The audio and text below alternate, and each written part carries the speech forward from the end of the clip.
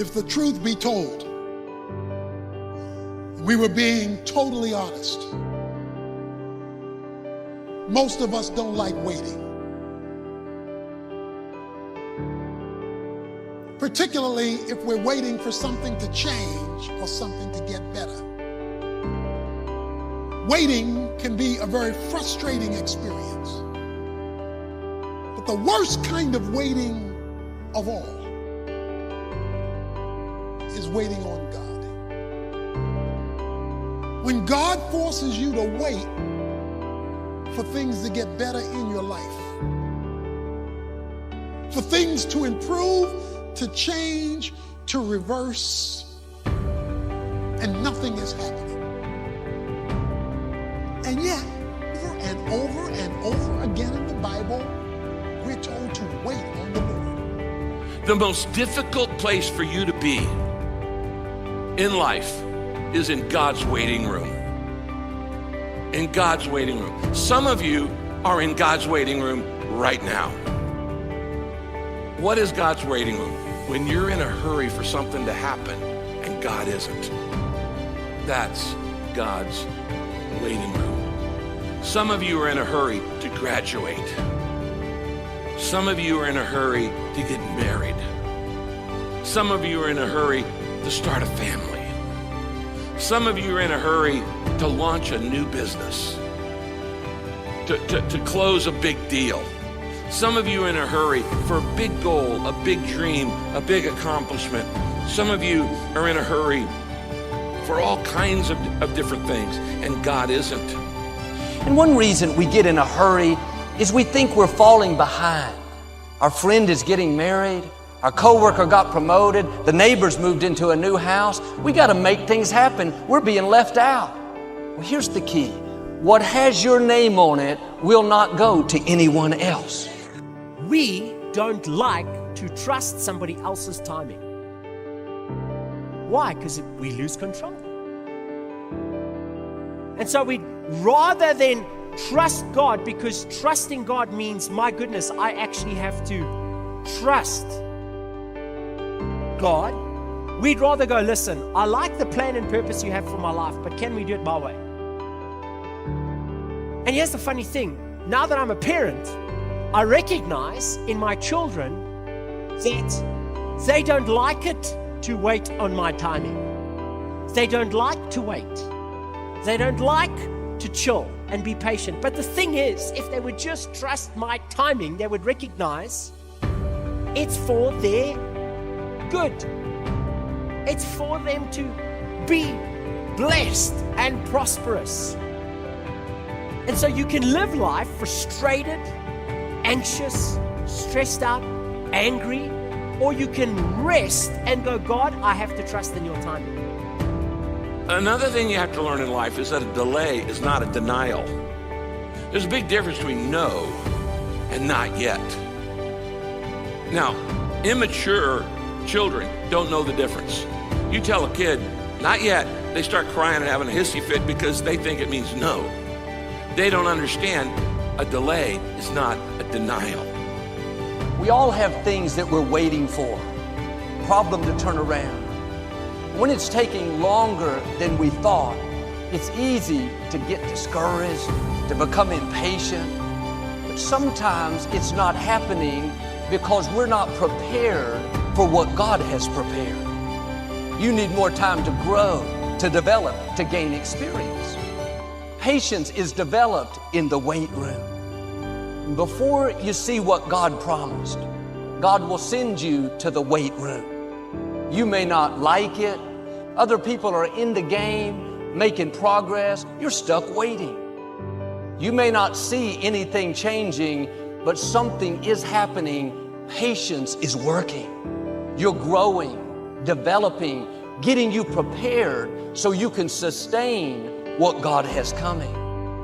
Don't get discouraged because it's not happening as fast as you would like. When He knows you're ready, what you give birth to is going to be much bigger than you've imagined. Maybe you've been praying, being your best, but you don't see anything changing. Have a new perspective. You're in the wait room. You're not falling behind. God has you right where He wants you. Now do your part and wait with a good attitude. Thank you that what you promised is on the way. If you will wait with the right attitude, after patience has done its work, you're going to see promises come to pass. Don't allow a moment of agony to make you draw a conclusion about life prematurely. Because if you just keep on walking with God, God has a way of making everything all right. But He warns us that the steps of a good man are ordered by the Lord. Now, the term steps implies process. Means it's going to take a while. Because a blessing given too soon is not a blessing at all.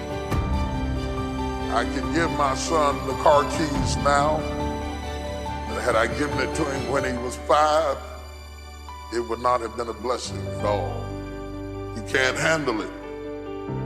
So would I be a good father if I gave him a good thing too soon?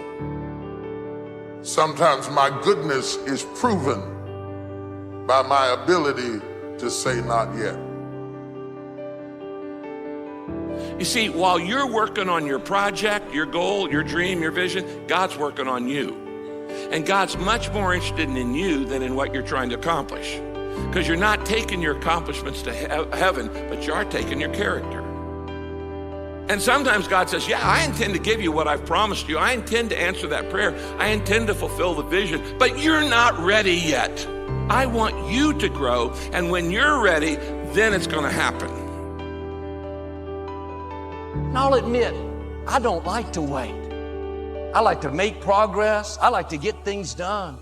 But I've learned some things take time. So much is developed in the process.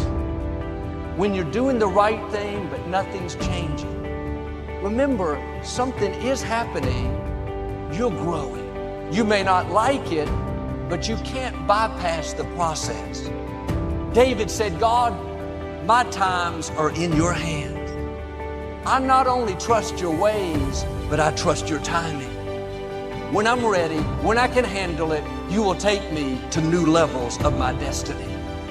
Something may have your name on it. You know God has put it in your heart.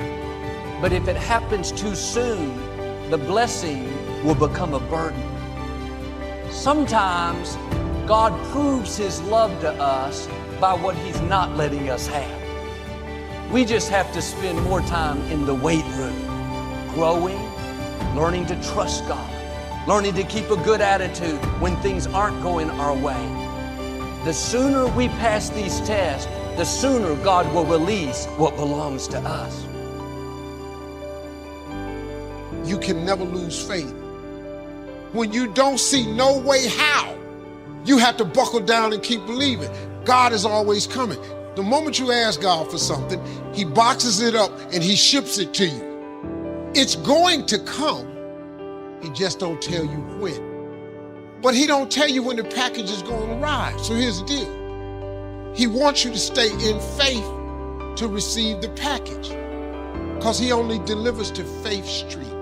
That's how it works, man. Let me tell y'all something. Being successful is not a magic trick. You just have to learn the principles of success.